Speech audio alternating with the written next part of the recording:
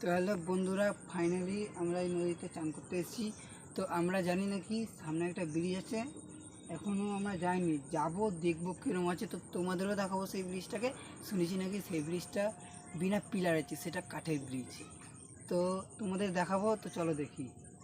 এই হচ্ছে নদী, আমরা যাব ব্রিজটা দেখাবো আপনাদের।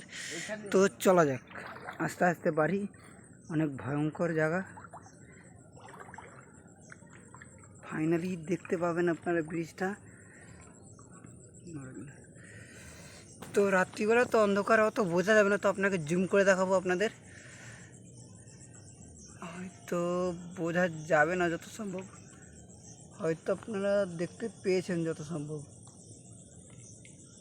কালকে সকালে ঠিক দেখিয়ে দেবো।